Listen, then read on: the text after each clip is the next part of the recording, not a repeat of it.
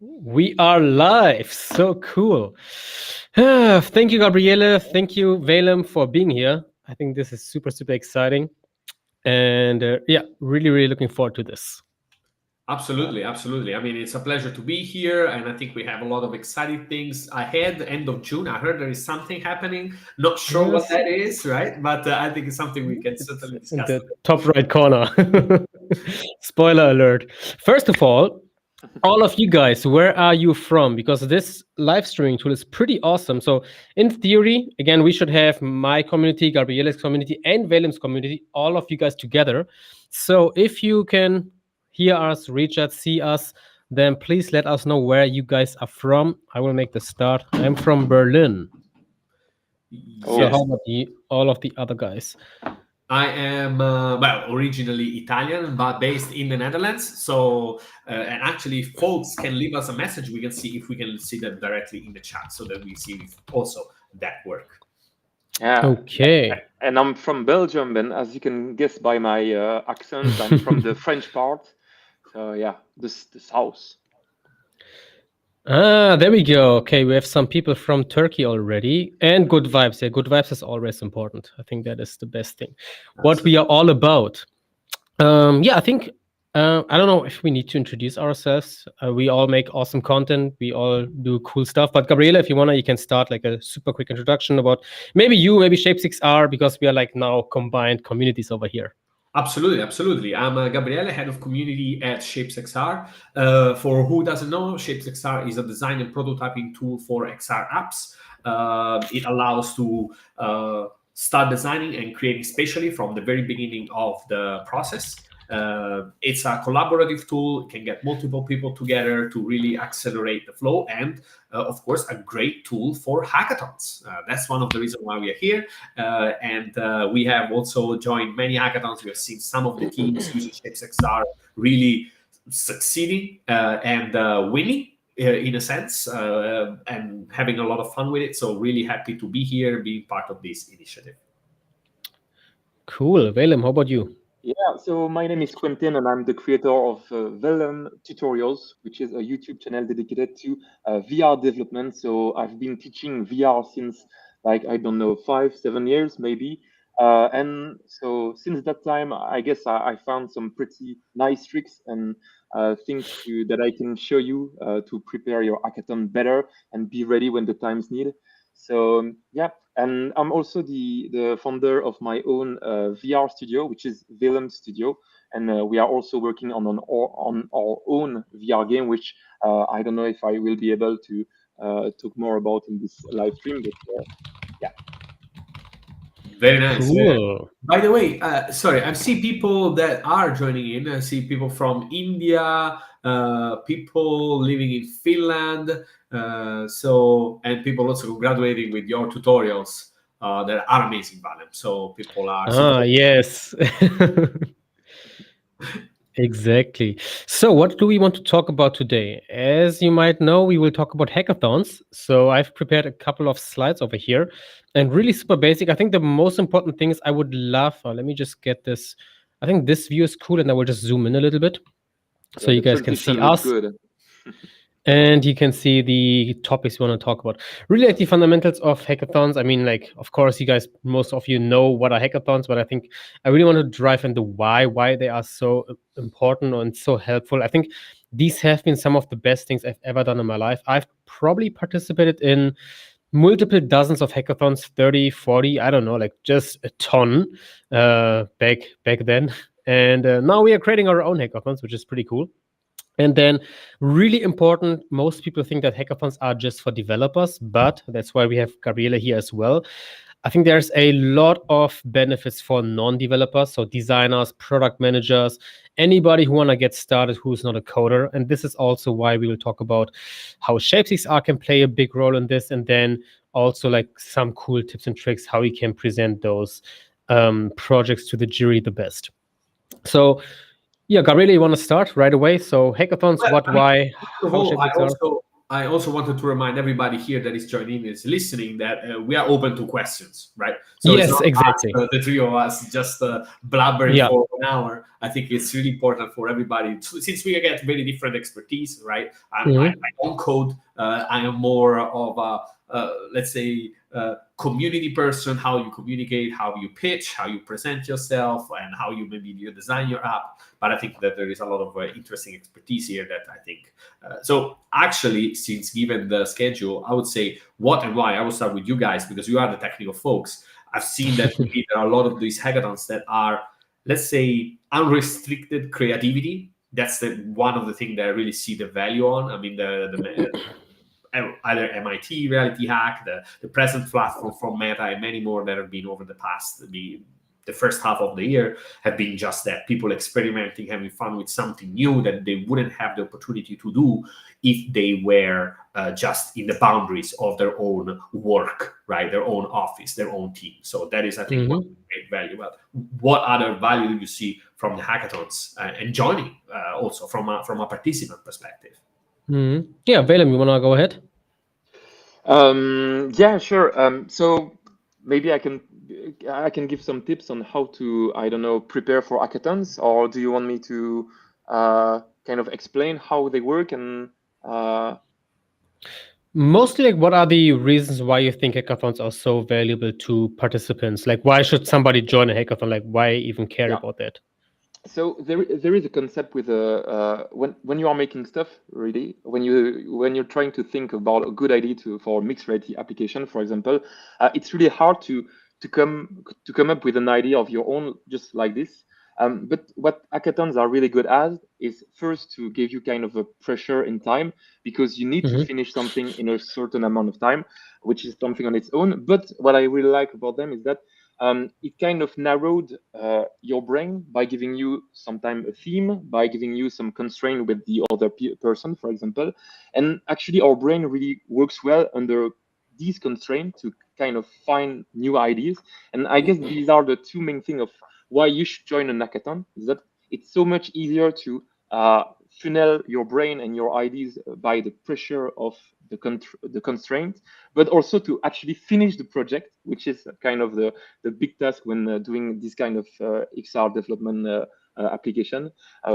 Thanks to, of course, the time that you need to finish the project. So, of course, these are the two things, which is like, okay, you can hackathon are good to actually learn and to finish projects and to give you ideas, but they are also good to make you learn new things. And of course, one of the, I guess, the biggest reason is they are simply fun. So that's just so cool to actually make something with other person and to actually meet, because we are often kind of separated when doing our own development work. And it's just so fun to finally meet some people and work with them together on a shared project. So that's all my reason on why and why hackathon are so good. Yeah, I think like one thing I would add to that would be a huge thing, and this is interesting because this is also something that a lot of people on the hackathons that we have organized are asking for, is the relationships that you're building with other people. It's crazy. I've built so many friendships over hackathons, so many business partners, so many mentors or mentees, and it's just crazy because think about, like, you are, if it's a local hackathon, you are in a room full of amazing other people, like everybody who would sacrifice their weekends to be coding all day or to be building something all day.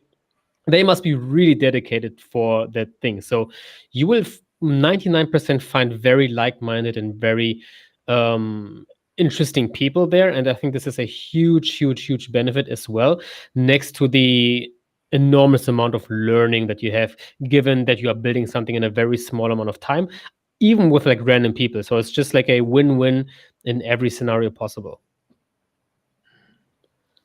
Absolutely. And I see some questions. We might answer them later Oh on, yeah. of course. I don't know if we bring them on stage or if we keep talking and maybe address them later.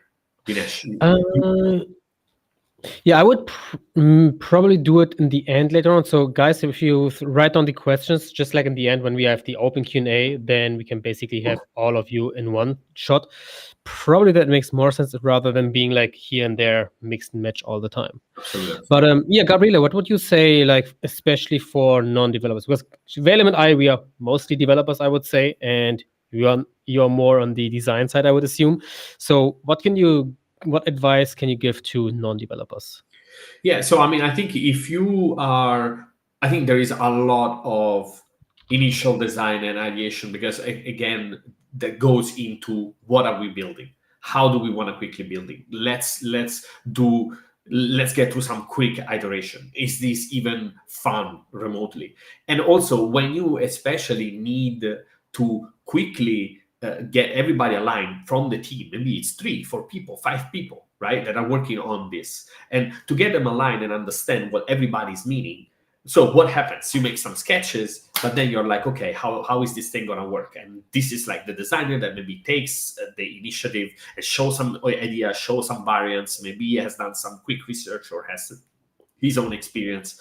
So I think that from a non-developer perspective, I think it's super valuable the initial guidance that he can give, his own also expertise of what works, what doesn't work in VR, and start building it. Now, there are many ways of doing it. Let's be honest. I mean, of course, I believe ShapesXR is a super powerful tool, but you can go directly with paper, but not necessarily paper drawing, but just like paper floating, like post-it, clay, or toys, or just like something physical, because those are the things that people are going to experience when they are in a 3D environment, right? And that is what differentiate, as we all know, this new medium from our mobiles, our screens, and so on. So I think it's important. And the fact is that often, though, I've heard story. I'm not sure what is actually your experience. I feel that sometimes the non-developers feel kind of like threatened, or I mean, not threatened, but put aside, not that useful in these kind of situations. Because yeah, but what can I do? Well, I think that there is a lot of opportunities for them, especially with this with a low, let's say, learning.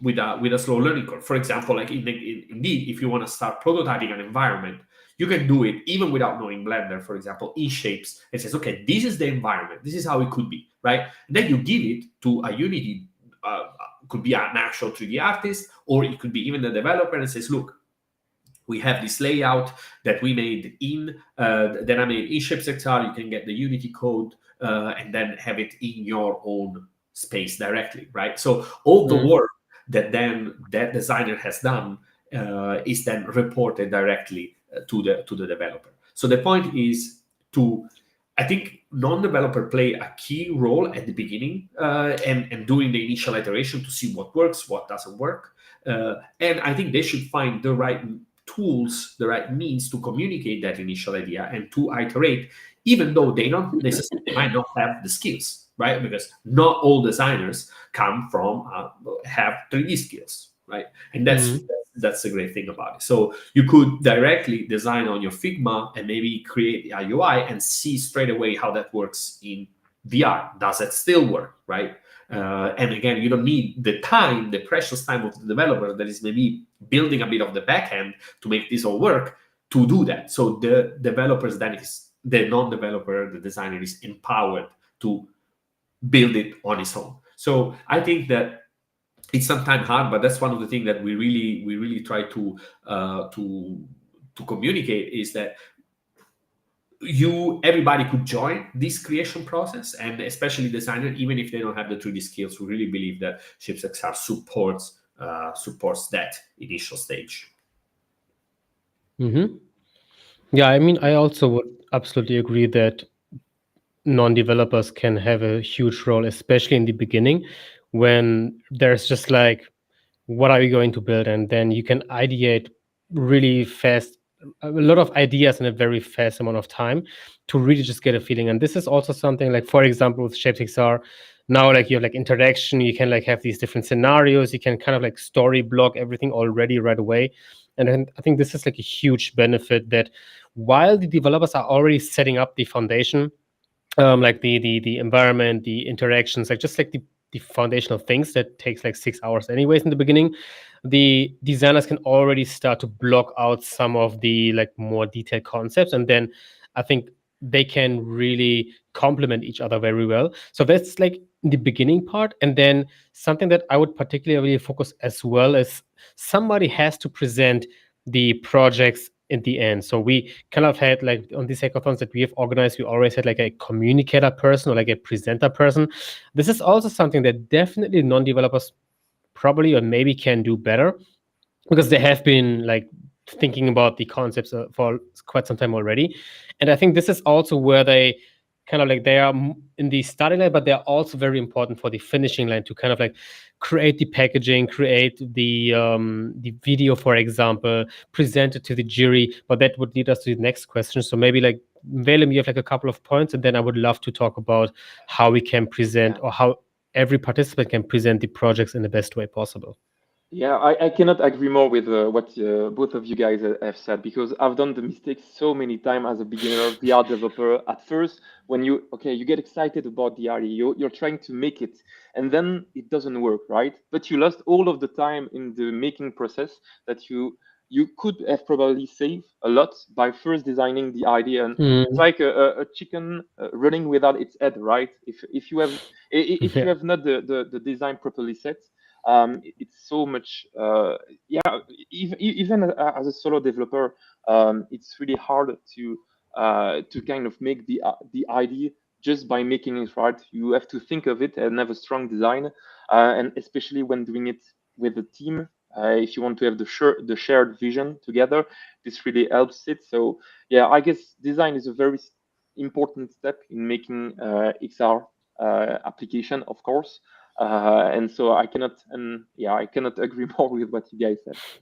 Yeah, and there is one last thing. You also realize that by doing that early design iteration, you're also gonna save time when because you don't implement the wrong thing, the clearly wrong thing that is like, oh, that's totally not gonna work, right? Because Oh we've yeah. right. So that is another thing. And again, once you mentioned time during hackathon is especially tight, so Mm. every hour of rework counts. So I Yeah. think that you can also split that responsibility and says, okay, the developer takes care about that. Designer, hey, please, can you make me a layout for this UI? How are we gonna do it? What's the success message gonna look like when the user finishes the level? How's that gonna look like? Does Mm. it appear there? I mean, again, something simple, but then you can share responsibility. Yeah, Mm. and I don't know. You said about the value also of somebody who is not technical when making this kind of technical application. And when I personally make stuff, what I like, the opinion that I really like about is the one from the person that are not technical, because they give you a totally contrasted aspect of what you think. As developer, we have really kind of the same process of making stuff and testing it. I know that some of my friends share the same thing. Okay, we know how this ray works, we can click on it. But somebody who is not technical, we kind of have another vision to test things, and maybe we'll say how things should be working for the wider audience. So that's important. Cool. Yeah, that's actually a good introduction to the next topic or next question. Like, what would be the best way to present your projects to the jury? Like, what should you kind of like have into consideration? I have a couple of ideas, and this is something that we teach our students a lot, to have a very strong focus on the presentation, because that is some problem that I see a lot in hackathons, that some people spend like 95% of their energy into the actual app, but then kind of like neglect the how everything looks and feels in the end, basically. And the problem is they will just get judged by the last percent a lot as well. And then it's kind of like not in a good balance if you don't know how to showcase your project in a good way. But what are your guys' experiences? Yes, just a clarification. When you mention the presentation, are you talking about how everything looks and feel, or the actual process of standing in front of a jury and presenting what you have done? Yeah, the second. So the actual process of the jury, and then how it's being portrayed on a website. Like, how does it look in DevPost or some other tool? Like, how is the thumbnail in quotes, like the presentation of this thing? Valen, go ahead. I think. Yeah.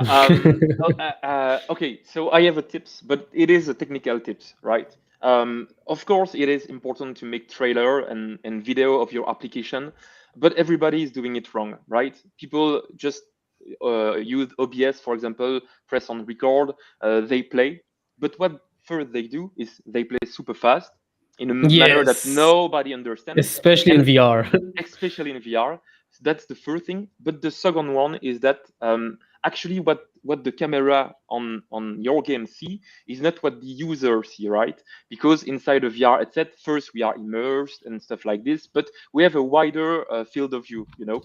So little Unity tips, or maybe any game engine.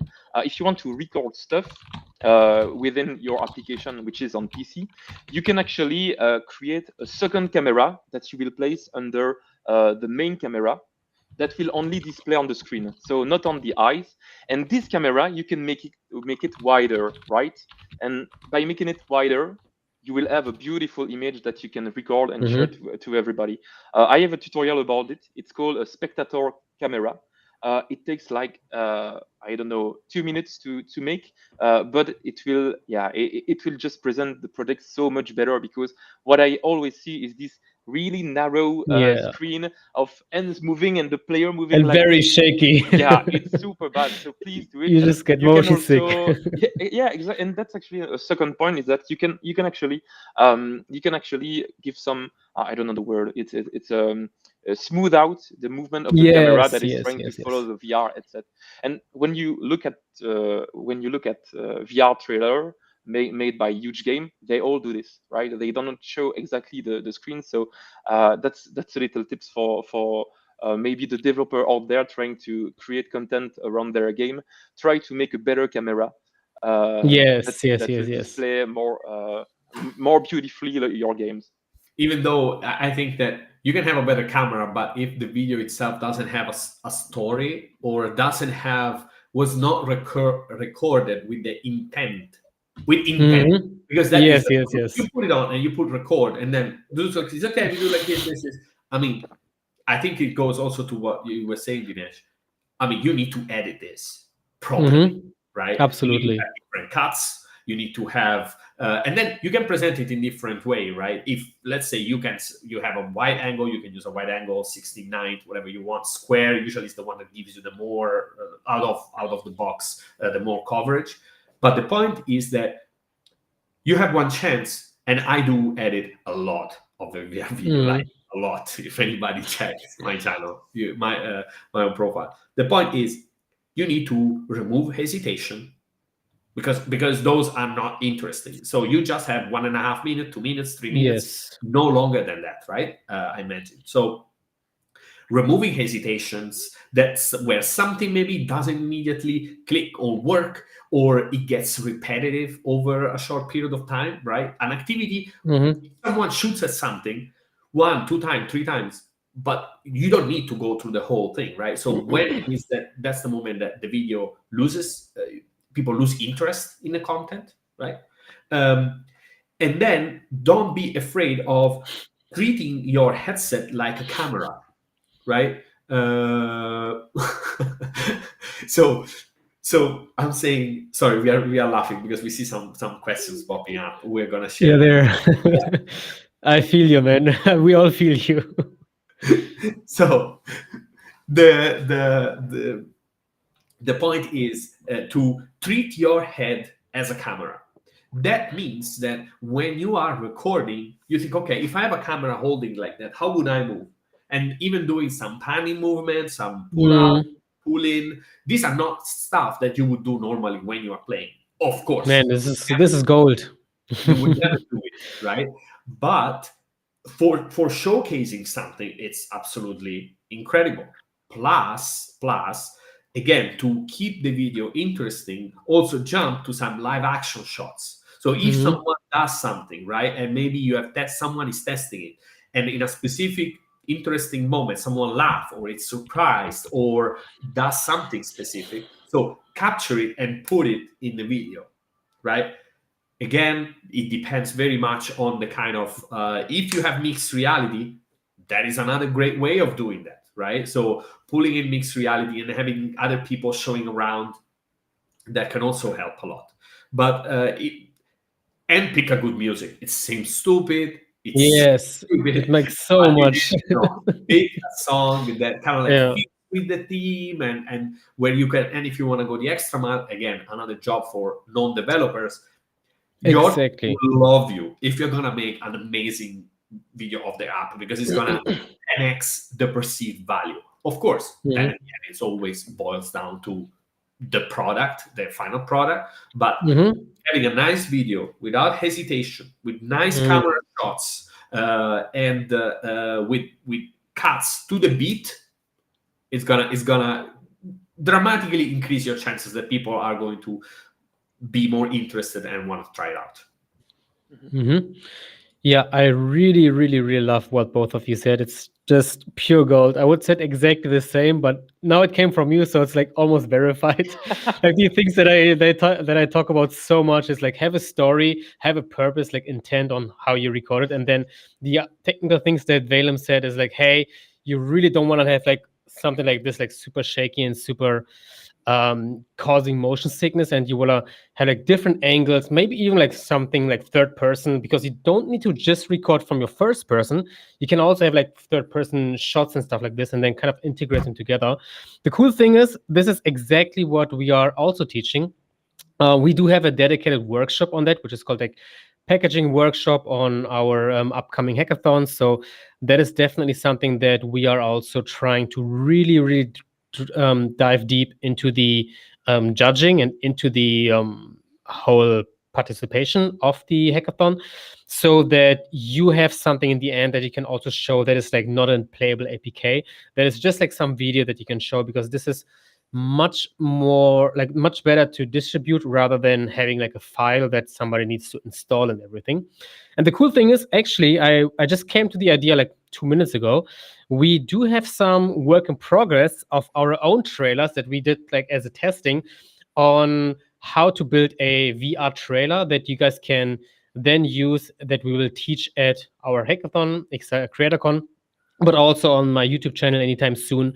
But yeah, Flavio, like in the background, if you want, you can play this real quick, and then you can kind of see.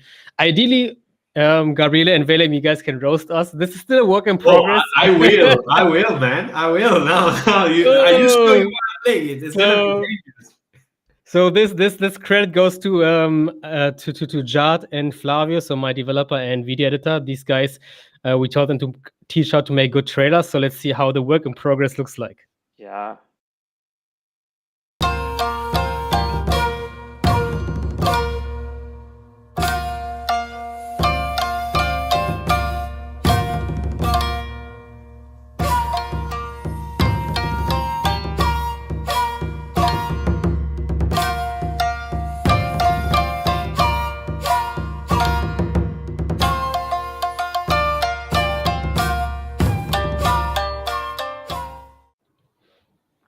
Yeah, that was like from one of our YouTube videos. I think it's absolutely great. I mean, it's an example, and you see, without saying, you did a lot of what we were saying. Third camera Yeah, shot, that's the funny part about it, exactly. music that was somehow fitting the environment and the vibe. I mean, I think it's so there. What would have, if I could think about something, see maybe a person, live action, a real person with a headset, Yes. this might have just maybe added a bit of variety, but overall, Hmm. it's clear what this is about, right? Hmm. No, exactly. I think it really shows what's inside the application, and the vibe, as Gabriel mentioned, is really nice. We talked about good music. Here it is, really fit the vibe.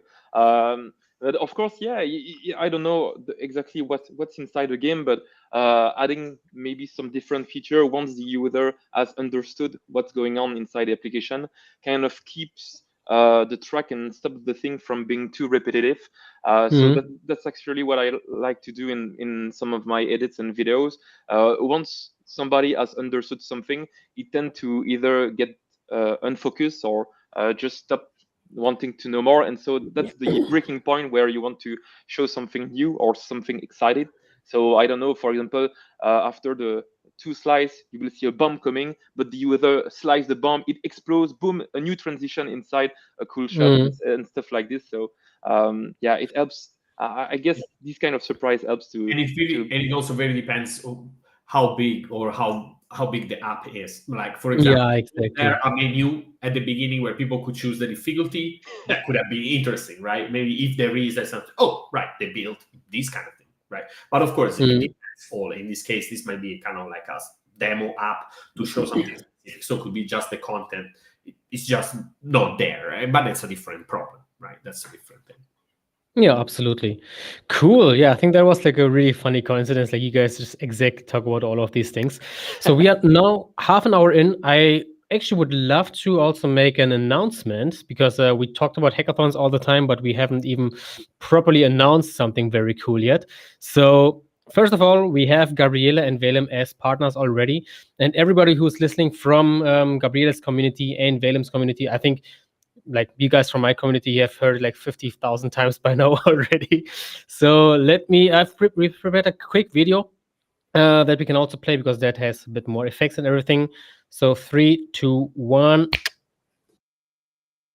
For you. We are launching Europe's biggest in-person XR hackathon and you are invited. You and 150 other amazing XR creators from all Europe and across the world are invited to Berlin for 4 days of prototyping, meeting amazing people, having good food, being in Berlin, having amazing time basically, and most importantly, potentially getting funded by Meta and our other sponsors to really bring your idea into reality also. Since we only have 150 seats available, of course, I would highly recommend you to act fast because once you are approved, it is first come first served. So don't sleep on this. Get ahead and apply now. We're looking forward to meeting you in Berlin, xrcc.events, and there we go.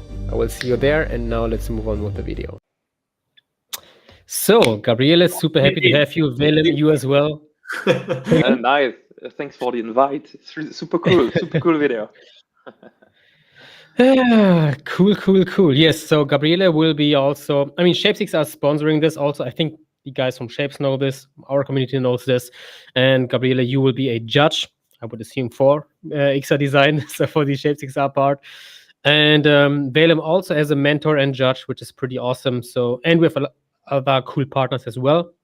And so I also now, based on all this conversation, I expect cool videos. I only expect cool videos of yes. Exactly. Cool. So, going back to our slide, and I also would love for you guys to throw in some questions. And I think this is like something that is maybe we can just focus on this part because the projects to build is kind of like depending on the hackathon. But I would love to talk about the mistakes. I talk a lot about how can everybody have a good experience in hackathons really by avoiding some crucial mistakes. And you guys want to start right away on what on what mistakes? Yeah, something just broke here. Yeah. I don't know. I hope I'm good. Somebody's I'm trying to break into your house yeah in the middle of a meeting. exactly. What is going on? I'm just getting stabbed live right now. But who will make the huge Europe hackathon if somebody attacks you? Yeah, you guys can take over that then. Okay, maybe I can go ahead with some Yes, mistakes to go ahead. avoid. Yes, sorry, there is just someone asking, and if it's online or face to face. So This is face to face. No, just so that we address that because I think it's face to face in Berlin. It's gonna be big. It's gonna be awesome. So Exactly. We are so used to making and having online hackathon. For once, it is face to face, so that is a huge in Europe, in Berlin. Okay, so yes. mistake number one that I see a lot in hackathon, which is maybe the biggest reason why some people never finish hackathon or get burnout in the middle of it, is the scope of the project, of course. Maybe you've heard this, maybe you know already about this, but please it's better to have a simple idea, but to over deliver, that to have a big idea that you barely do. Okay, so that's why I think it's when you think about the best XR game, they are super simple but super well done. We've seen, for example, the Fruit Ninja VR, for example, with Saber that you need to slice fruit, super simple, right? But it is not because it's simple that it is not fun. Same for Beat Saber, for example. You are slashing some cubes, another slashing game, but yeah, the idea is simple, but it's so well done that the game is a success. The game was not Mhm. a success because of a complex idea, right? The game was a success because it was a simple idea that a lot of people understood, but was super well executed. And that's what I believe is important when during a hackathon. It is to, at first, please design something that can be done in a few days, that will be simple, but once you make it, once you achieve a certain point, that's where you can add more complexity to it, right? But it is better to have the complexity on top of something which is achievable, that to try to create a MMO in VR, which lots of a multiplayer game in VR with lots of stuff and I did that moving mistake. parts. Yeah, Yeah, exactly. So, yeah. but So then maybe a follow up question, Valen, because I'm curious. So, yeah, pick a achievable scope. That seems to be the most important thing to start with. But how do you make sure that things don't get out of hands? I mean, you have a team of four people, excited creatives that are gonna be there, and they says, "Oh, we're gonna do this, and it's gonna be amazing." And then they realize, "Oh shit, that's not gonna Hmm. work." So, how do you keep that in check? you're trying to keep that. The only by That's a good question, actually. How do you keep check? Make it the priority. If something needs to be done on the application, make sure that it fits the first version of your application, the vision that you have, and that you can achieve it in time. Because the worst thing that you want to have is somebody trying the application, a developer, a manager, but which is a feature creep. And these things always come from, in my opinion, they always come from the fear of the game not being enough, right? Mhm. Somebody is making a game, the game is fun, but it is still work in progress. But oh, I don't know if everybody will love it, so let's maybe add something on top, or another stuff, another feature that, because if we have all of these feature, at least somebody will find it cool, right? Right, But right. Yeah. this kind of So, script comes so from this, in my opinion. So So if you like, stick with the initial vision, yeah, questions every time that should we add this, should we add that? It's like wait, uh, Rather remove than add. right, right, okay, Yeah. that's fair. That's fair. It's not just about scoping at the beginning, but prevents that other stuff gets added. what do Yeah. you think about it? I'm rethrowing the question back to you, Gabriel and Dinesh. What are your tips on this? What do you think? Yeah, Dinesh, Gabriel, you you're want to start? always Okay, thinking I in these go. things, right? So I'm curious now.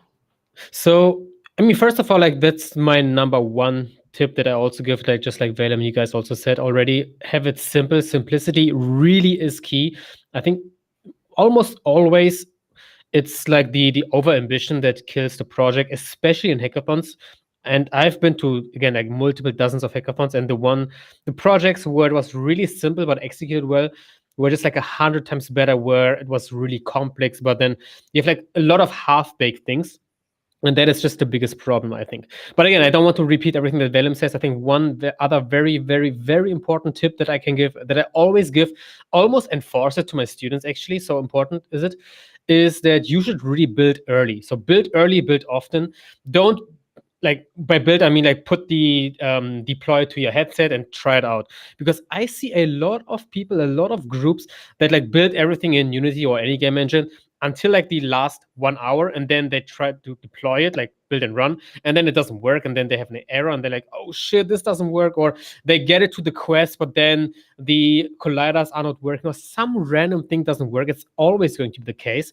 So I would always recommend, like, the every 6 hours maybe, just have a stable version, have a stable build. And also another reason for that is, usually with hackathons you have less sleep than normally, and you might break your whole project. Like, if you're like on too little sleep, you're like super tired, you just like delete some lines, and it just like everything crashes. And then if you don't have a fallback, you just hate your life, and just everything is miserable. We had guys in our teams who, like, also communication is very important, because we're like two people working on the same feature, and then one guy just deleted the code of the other guy and then just put this one, but that was not working anymore, and then it was just like very messy. But again, having version control additionally to deploying your project often and early is extremely important, I would say. I mean, and I think this is also valid when you are thinking about the design side, right? So Yes, that exactly. is also another important thing. When you see like, okay, this flow is not working, or this environment is not working, or this, why don't we have this interaction instead? So I think that being in headset, of course, not everything can be done in headset, right? By of course. So, but again, I think having also a good understanding of what the mockup, what the flow looks like when you are in headset, and again, that's why I think also Shapes can help a lot with that, is to get the designers, get the to get that mock-up, get that high level understanding, maybe even get other people with you in the headset that says, okay, this is what we are agreeing, this is what we are building high level. People do this, then do this, then they do this, and then they do that. Sometimes it's just actually a role play of how things could work, right? It's as you can do it, for example, with paper, with clay or whatever, but instead you do it in VR on a headset in Shapes, and then you role play what it is so that everybody understands. But then you are testing it and you are doing that in VR already. So I think it's very close to what you said, Dinesh, but also for the design side of things. Yeah. Absolutely.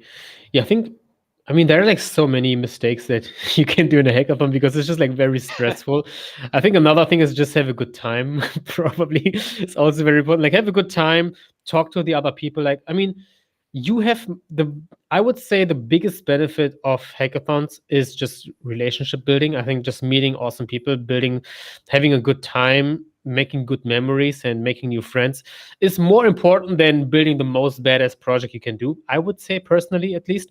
And I think like if you combine it by trying to scope it in a way that makes sense for you, like don't go like over ambitious, so that you also have the possibility to talk to other people, to eat some pizza, to have some good time, to take a walk, to kind of get a fresh mind, and don't neglect sleep. Like, I mean, now we're all getting older.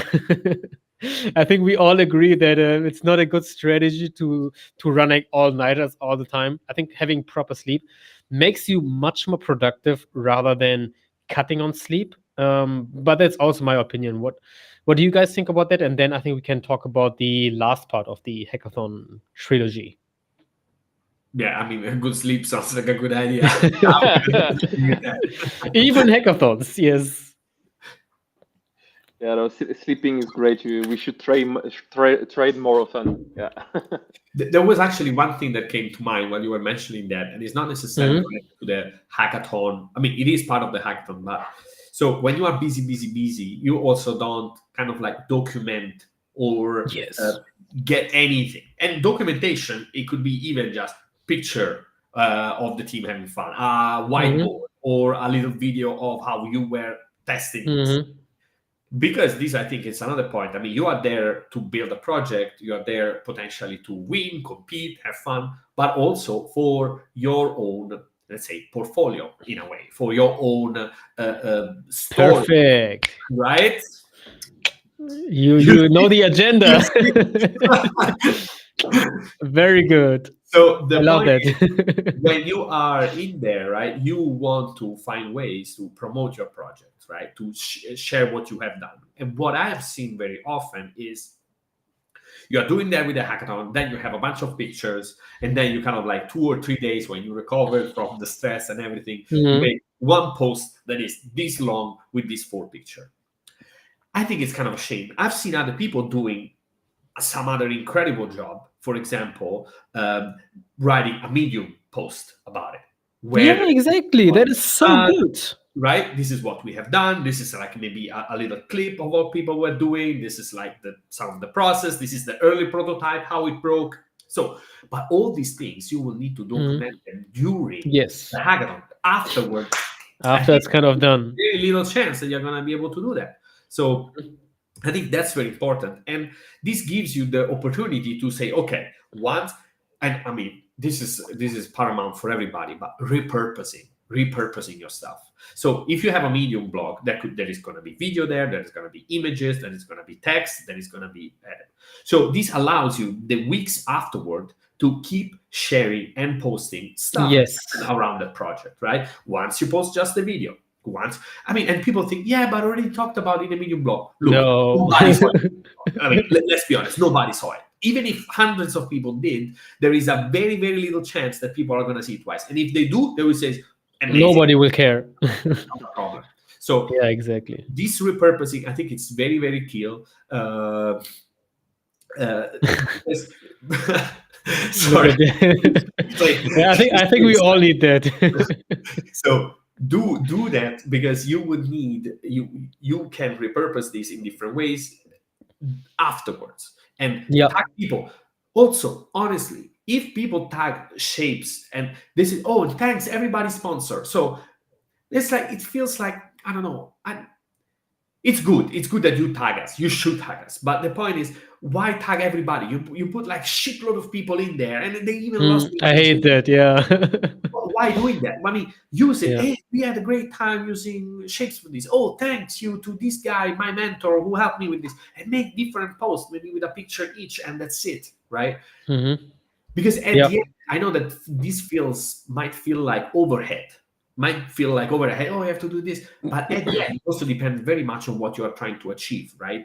Maybe this could be overhead. Maybe you shouldn't do it, and maybe you shouldn't waste your time. But if you think as this as an opportunity to grow professionally, to show some of the work that you have done, I think And you have already done it. and you have done it, right? Exactly. So reusing that and repurposing and finding good way and tagging in different situations, different people, organizations, the organizer, whoever it might be, you have easily 2 months of content in front of you that you can post on your own social media, on your own portfolio, on your own Medium, or so on. So that is just my take.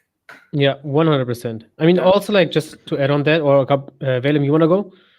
Yeah, what else can I say on top of this? I think everybody can agree on what Gabriel said. I mean you can continue, but I agree 100%.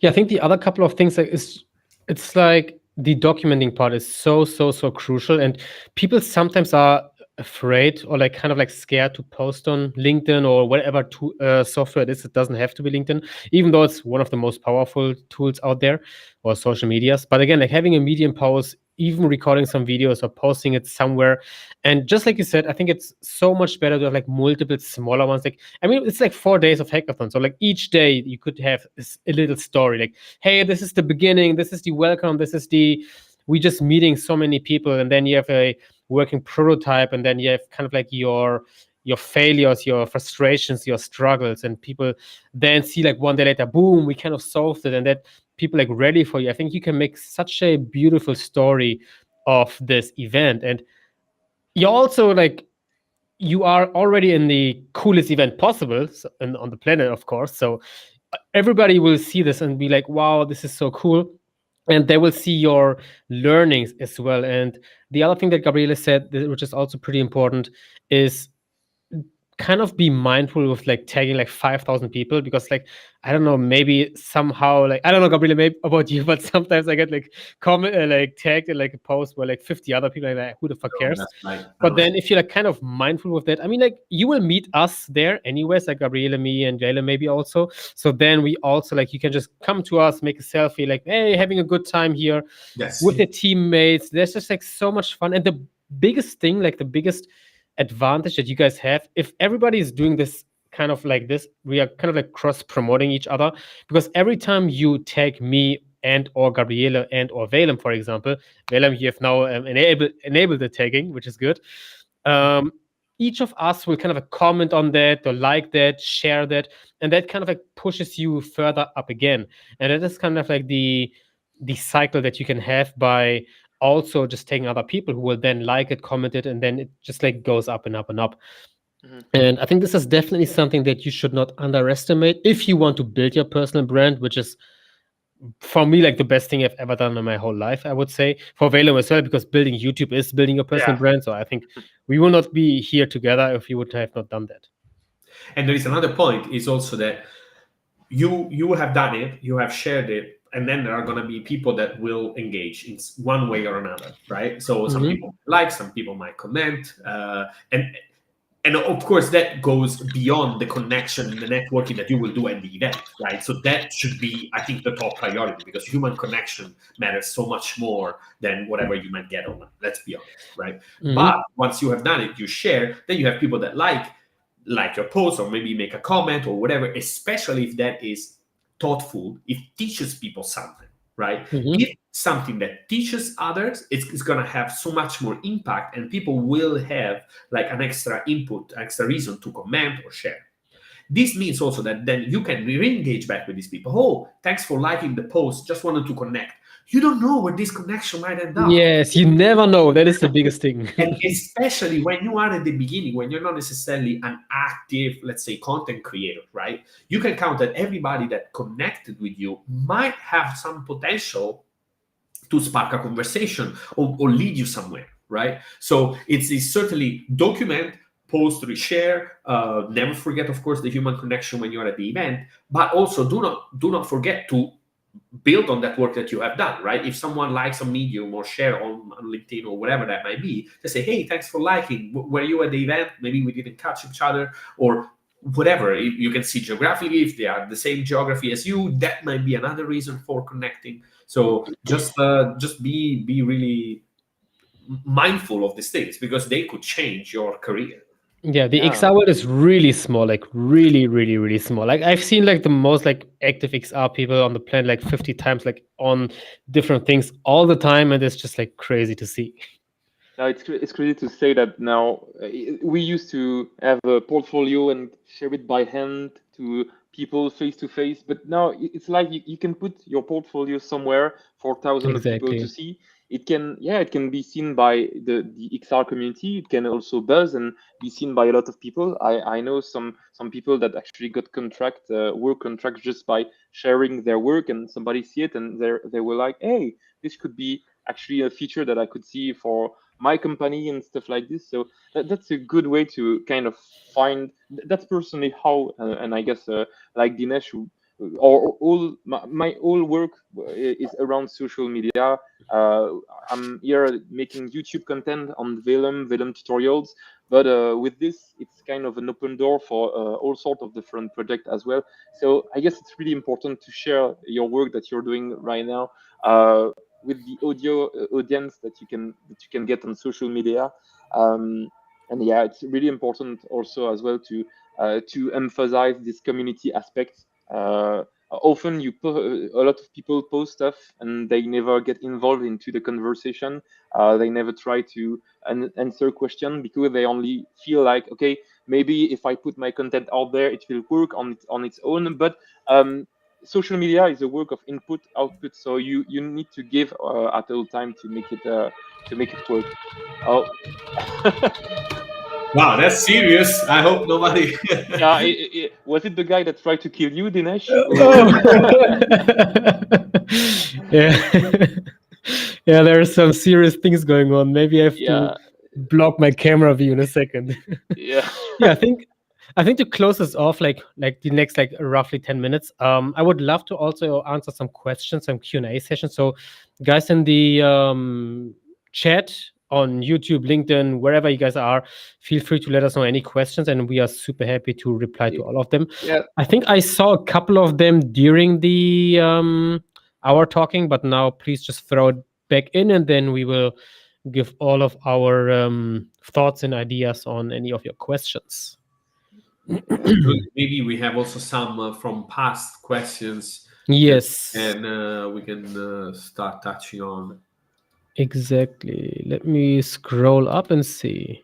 I can answer maybe one of the first questions we had Oh from yeah, Rick, here. which was any roadmap for beginners. I actually, if you're looking into creating VR application on Unity, I have some tutorials on my channel which you can check out.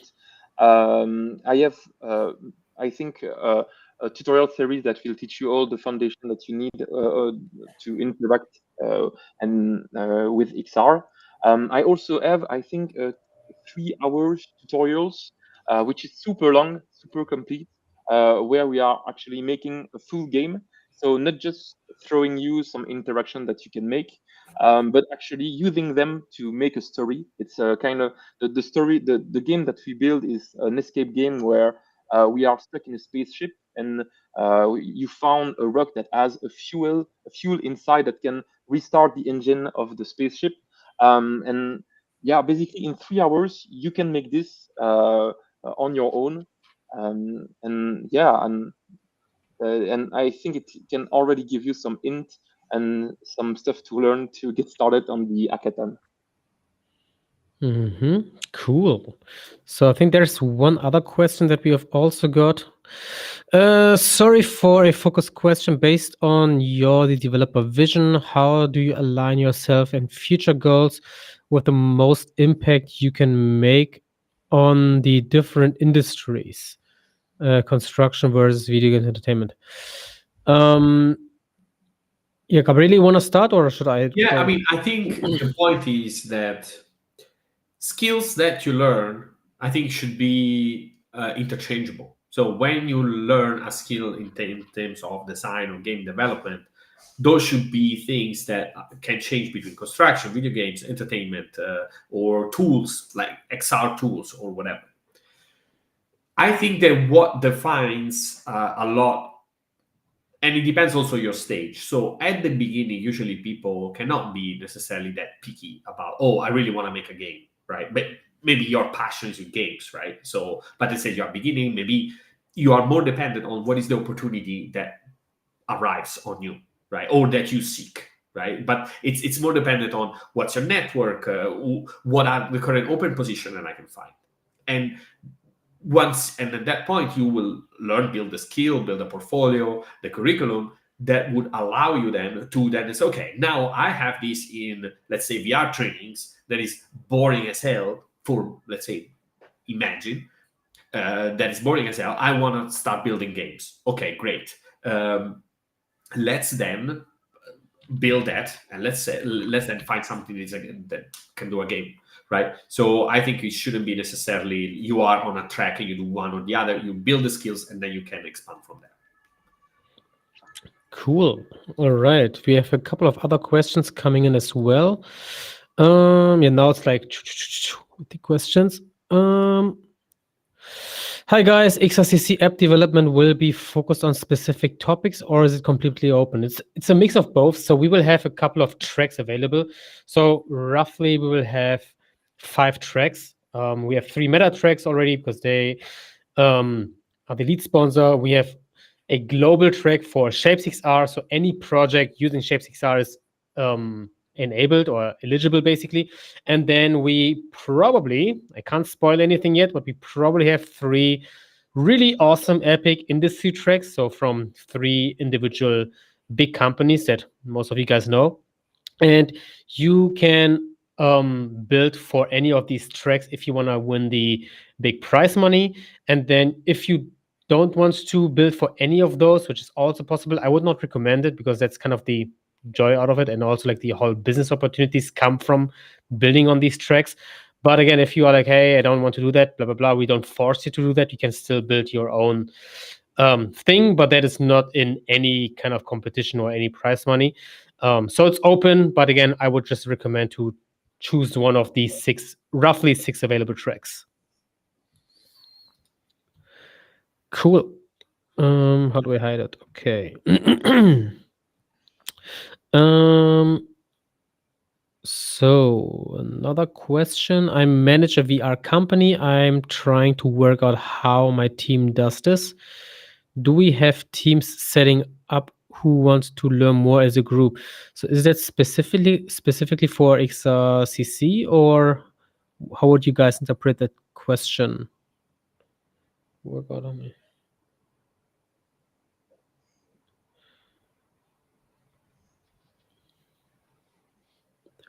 So not sure here I've grasped the full questions. I'm not 100% sure. So maybe Sir MC Vidal the Great also, you can just repeat it and make it more. Yeah, here, this game jam. Okay, so it's for this game jam. So the way that we do the grouping and the teams, you can come as a team. You can arrange a team and then apply also as a team. But most of the people, I think like roughly 70%, are coming solo, and they will build the team formation on the first day. So you can kind of like meet and greet with each other. You can look if you are into the same topic, and then if you also like each other, and then you can kind of form the teams on the spot. But it's also possible to come with the team and then add somebody onto it. So it's very, very flexible. I don't want to have any restrictions. I think like the general principle for XRCC, most of it is really free spirited, and we don't want to put like unnecessary restrictions and do most of these things. So you can come as a team and you can also come solo. Cool. Yeah, we have like 2 minutes left. Let's get like one last question in, and then let's see. Yeah, I think that is a MR question. Have any of you created a shared or multiplayer MR experience? What type of technical challenges do you face, for instance, tracking 3D objects within the same space or room? Yeah, this can be a very, very long answer, I would say. I can. I've been actually. That's actually one of the. I've been working actually on making a tutorial about this. At first, I was like, okay, it can be really simple if I do this like this. Maybe but the subject has probably old school vids knows it gets really tricky. But what I can suggest you, if you are looking into a shared space, so multiplayer mixed reality experience that takes place in a shared space, there are some really great projects made by Meta, so sample projects that you can find on their website, and that can give you kind of a canvas for building on top of it your own. I don't know if I can share something here, but if you go into the Meta GitHub Unity project, you will see some example of this kind of share multiplayer mixed reality experience, and they are using both Unity netcode and Photon as well. I guess that Discover is one of them, and there is also the cabinet, the cryptic cabinet, which is a really good one.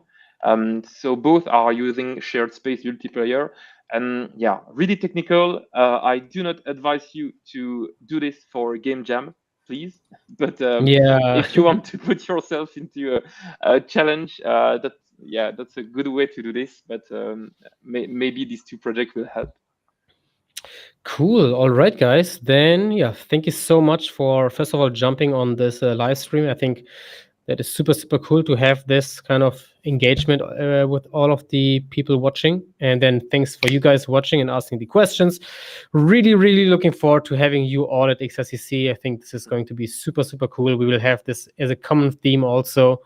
And yeah, Gabriele, Velem, any final words? I look forward to seeing everybody and everybody's amazing video presentations and social media posts and ShapesXR prototypes. So really looking forward to see you guys end of June in Berlin. Yeah, thank you for having me and on this live stream. It's not every day that I can do this, and it was pretty fun. Yeah, really happy to see finally a person-to-person hackathon in Europe. That's really cool, and congrats on Dinesh for all the work you are putting to create such an event. So yeah, absolutely. Cool, wonderful. Then see you all soon and have a great night.